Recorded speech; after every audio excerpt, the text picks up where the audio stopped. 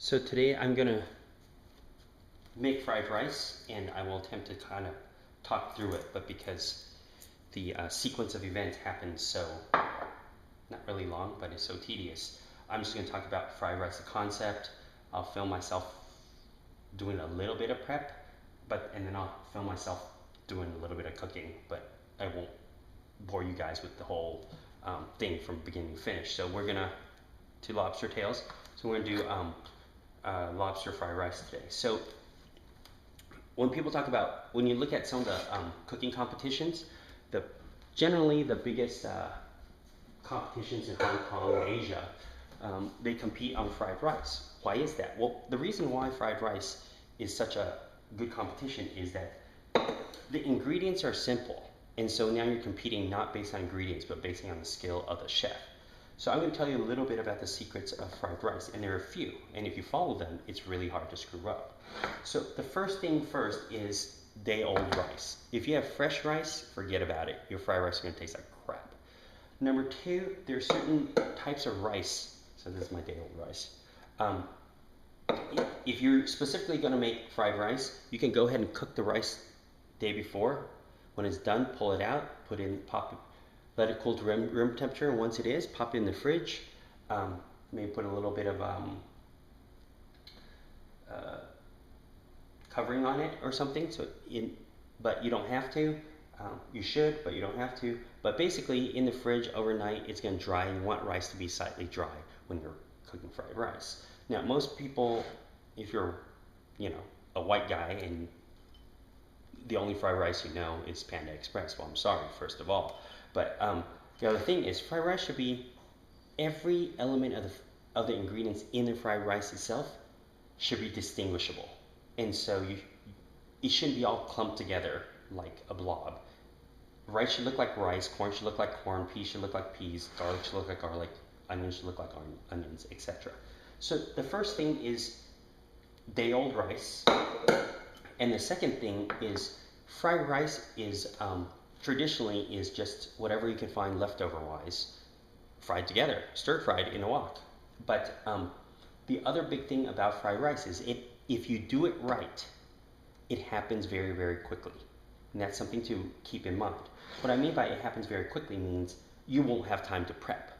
So the second secret to fried rice is the fact that you have to do all the prep first. And that's it. So for example, I've got some edamame beans, peas, corn I've dumped out because you won't have time to run to the freezer and dump them out. I'll be chopping onions a little bit. Here's some shallots. Here's some garlic. Your eggs should be room temperature if possible. So I had eggs taken out. I've beaten them first. Consequently, I like to beat the eggs with a chopstick. I think it's much easier. I had a Chef Darren, used to make me pop all the bubbles with a toothpick. And so if you're a bubble popper for eggs, because he feels that is less protein strands that form and the eggs are prettier, then you could use a chopstick as well. And so I'll be prepping all the ingredients first, mise en place, and for fried rice. Now that's secret number two, prepping everything.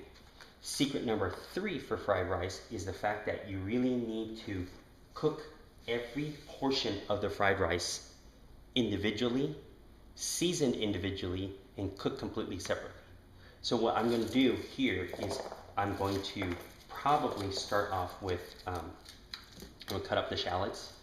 I'm going to put in very, very low heat, and then kind of put in oil, and the flavors from the shallots is going to extract out in the oil, and I'll save that for the rice. Next thing I'm going to do is probably put in some of my aromatics, which is my garlic.